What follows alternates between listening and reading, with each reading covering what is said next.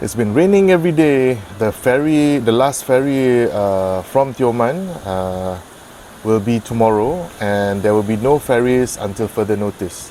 So I actually bought a ticket for January 29th, and that trip has been cancelled, and I've lost about $100 or something like that. The ferry is about 60 ringgit. Then the bus ticket. God, the wind is picking up. The bus is about 55, so it's around 100 and oh damn, it's about 100 and almost 120 all in that I've lost. So I had to forfeit everything because the wind conditions are quite dangerous. So I can't really just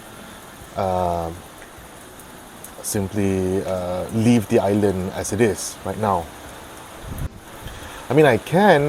The Blue Water Ferry that I bought tickets from actually sent me an email recently saying that anyone who's up till January 29th whose tickets have been cancelled, trips have been cancelled, can come down and board the ferry tomorrow, which is the last trip until further notice. But after seeing that video of the ferry getting tossed up and down like a toy boat in the middle of the sea, I think it's better if I take a flight. I don't know whether it's safer. It's a small plane, but at least it's going to take me about almost 2 hours, like 1 hour and 50 minutes. So whatever happens, I'll know pretty fast. Whereas with the ferry and everything else, the ferry is 2 hours, and then I'll have to take like a 6-hour bus ride back to KL or Shah Alam, where I'm heading next actually. So whatever it is, I've decided that I'm going to take a flight from here. So that's the situation.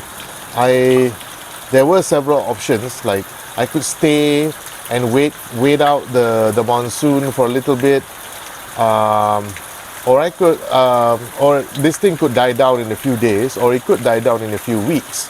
So I don't want to take the risk that it would die down in a few weeks. So that's why I've decided to take a flight. So yeah, as I've already booked my flight to Thailand middle of February. I don't want to delay it any further. There are some things I need to do in KL. I need to get some more camera equipment to take some photos. I need to I need to go to somewhere up north to meet up with some friends or something.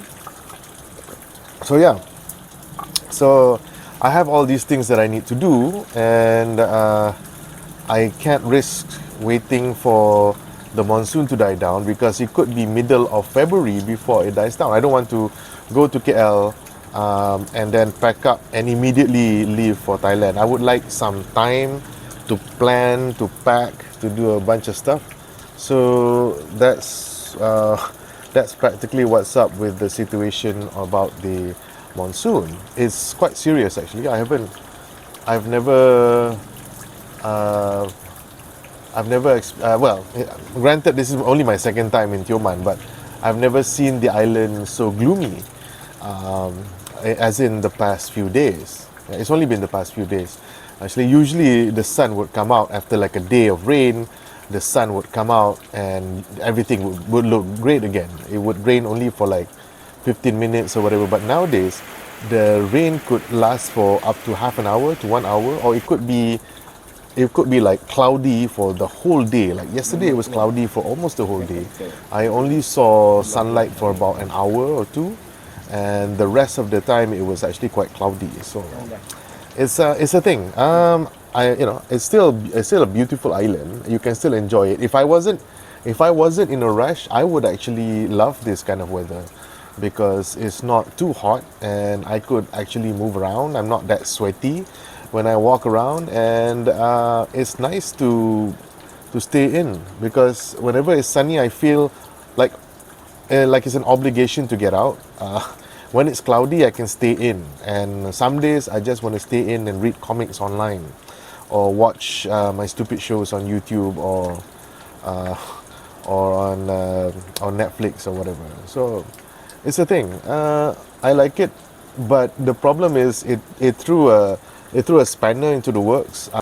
Yeah, so it's not ideal, but it's something that has happened. Um, so you deal with it, you roll with it. It's what can you do? It's like when I lost my job. What can I do? I'm just gonna pack up and go to Thailand for a while and see see what happens from there. So yeah, so those are the that's the situation concerning my stay here. Concerning the monsoon, it's a safety issue as well, which is why I'm taking the flight. I think it's safer than taking the ferry, even though no one has died from the ferry in like what 500 years or something. I don't think anyone has ever died from the thing. I don't know. I haven't checked for such dreary news, but yeah, it's pretty safe. Because if it's really dangerous, they wouldn't actually operate at all. They would rather reimburse you or lose money or face the wrath of people as long as they don't kill people. So I'm sure that the ferry operators know what they're doing, and it's actually quite safe. If it's not safe, you won't be able to even get on the ferry, regardless whether you've paid or not. So anyway, because of the monsoons as well, I have been unable to video. I have been unable to shoot some of the other resorts. Some of them have agreed, but then decided. I mean, they said that basically their rooms are not ready because it's the off season.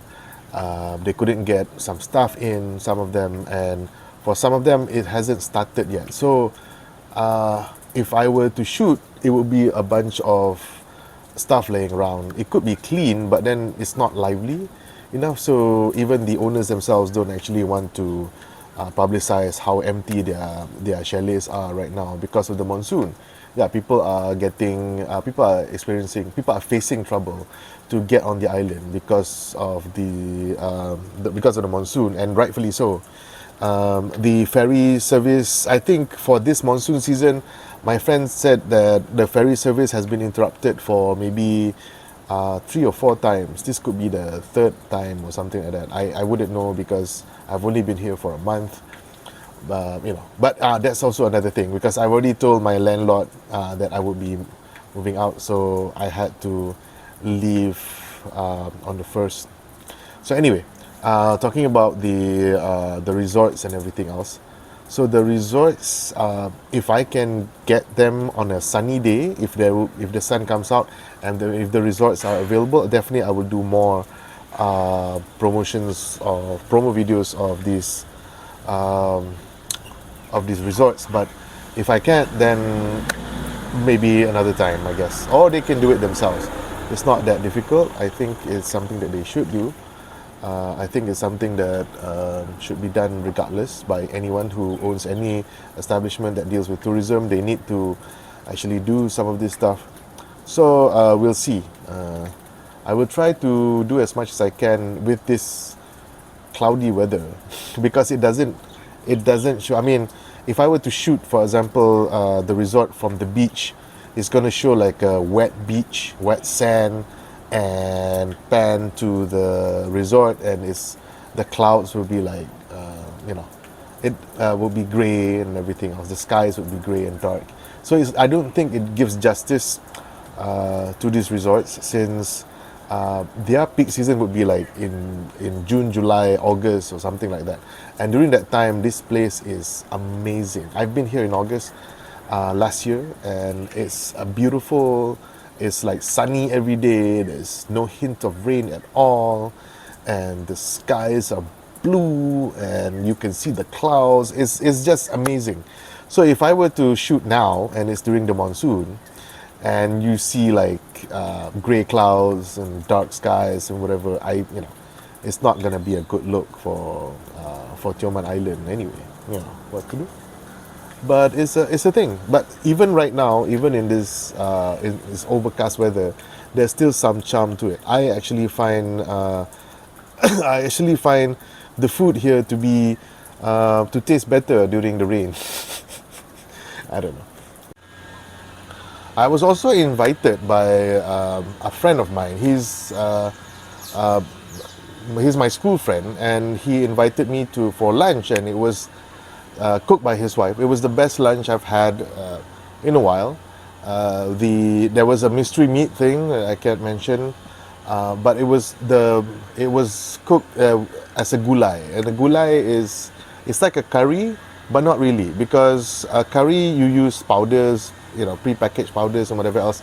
This one they would do it from scratch, so all the spices are ground up and mixed from scratch. There were also some what do you call it? Some greens that they picked, that they had growing around their house, and it went well with rice and that thing and everything else. It was a fantastic lunch, and it's that kind of thing they actually use sometimes to welcome people to the island. If there was an event or whatever else, they would cook a variation of that, and it's usually done as a delicacy, and it is actually very good. An update about my own weight loss efforts. I have reached 104 kilograms.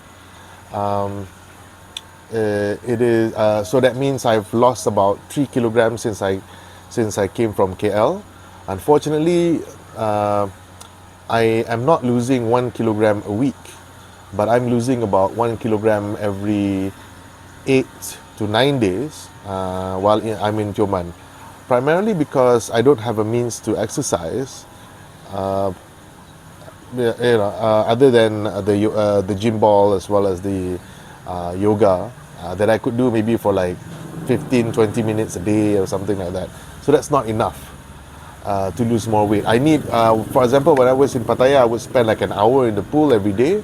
To swim, I'd swim like 20 laps, and then just hang out in the pool for a while, moving around in the water, and that usually that alone, without intermittent fasting, actually got me to lose 1 kilogram a week. I'm interested to see how much weight I could lose if I go to when I go to Thailand, and if I combine both intermittent fasting as well as the swimming that I was doing all the time.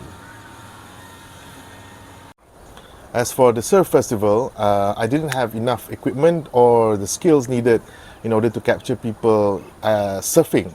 So what I did was I captured the first day, and during the closing ceremony, I was there. I covered the whole thing. It was at night. It was at Beach Shack Chalet, and there were lots of people. There's lots of great food. There was a prize giving ceremony, and it was fun. It was fun. I met one photographer who actually said that he would email some of the photos that he took of the people surfing to me. So as soon as I get that, I might be able to put together a more decent video for the Tioman Surf Festival. So that's it. I hope to be back in KL by the 1st of February. I hope so, because I already bought the tickets and everything else. I'll try to do 1 or 2 more videos while I'm still here. Hopefully I can get another resort to feature, but I offer no promises, because it all depends on the weather as well as the readiness of the resorts to actually open their doors for me to actually record them.